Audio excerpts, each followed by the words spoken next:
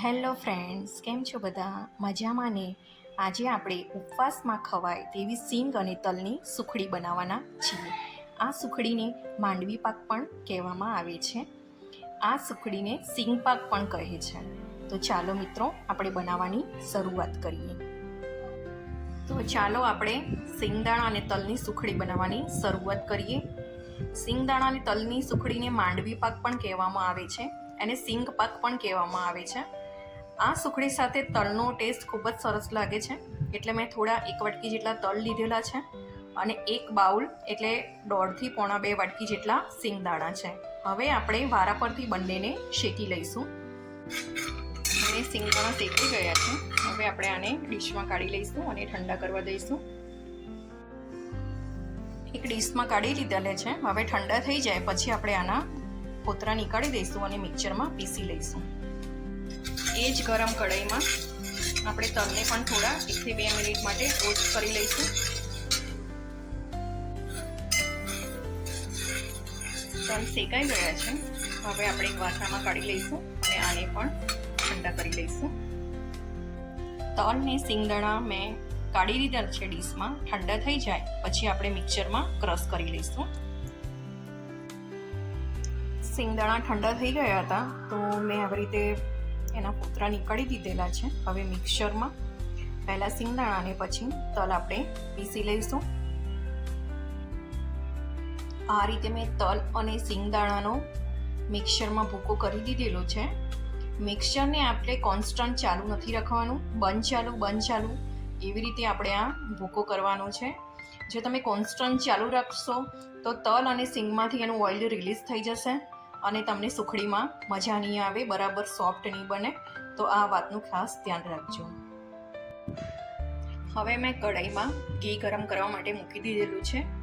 તલ અને સિંગદાણાની સુખડીમાં જનરલી ઘી ઓછું જોઈતું હોય છે. જે આપણે ઘઉંના લોટની સુખડી બનાવીએ છીએ એના કરતાં ઓછું જોઈએ, કેમ કે સિંગ અને તલમાં ઓલરેડી તેલ હોય જ છે, એટલે આમાં ઓછું ઘી જોઈએ છે. હવે ઘી મેલ્ટ થઈ જાય પછી આપણે તેમાં ગોળ નાખીશું. ઘી મેલ્ટ થઈ ગયું છે. હવે આપણે ગોળ નાખી દઈશું અંદર. મેં લગભગ 1.5 વાટકી જેટલો ગોળ લીધેલો છે અને 2 વાટકી જેટલો ટોટલ ભૂકો છે આપણો સિંગ અને તલનો. હવે બરાબર બધું મિક્સ કરી લઈશું. તલ અને સિંગદાણાની સુખડીમાં આપણે ગોળનો પાયો નથી કરવાનો, ખાલી ગોળને મેલ્ટ જ કરવાનો છે. સ્લો ટુ મીડિયમ ગેસ પર મેલ્ટ થઈ જાય બધો જ ગોળ પછી આપણે સિંગ અને તલનો ભૂકો નાખી દઈશું.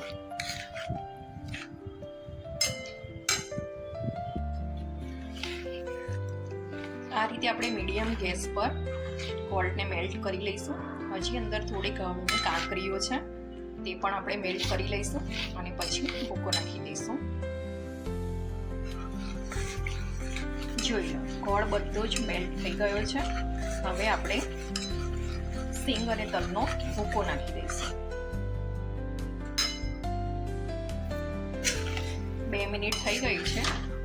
હવે 2 મિનિટ આપણે ગેસ બંધ કરીને આવી રીતે જ એને હલાવી લઈશું અને પછી ઘી લગાડેલી થાળીમાં આપણે ઠારી લઈશું. ગેસ બંધ કર્યા પછી આપણે કઢાઈમાં જ આવી રીતે 2 મિનિટ હલાવી લીધેલું. હવે આપણે થાળીમાં લઈ લઈશું. થાળીમાં મેં સિંગ પાકને પાથરી દીધેલો છે. હવે ઠંડો થઈ જાય ને પછી આપણે કટ કરી દઈશું અને બદામના કતરણથી સર્વ કરી લઈશું. સિંગની સુખડી ઠંડી થઈ ગઈ હતી તો મેં કટ કરી દીધેલી છે અને બદામને વચ્ચેથી કટ કરીને મેં એના પર લગાવી દીધેલી છે.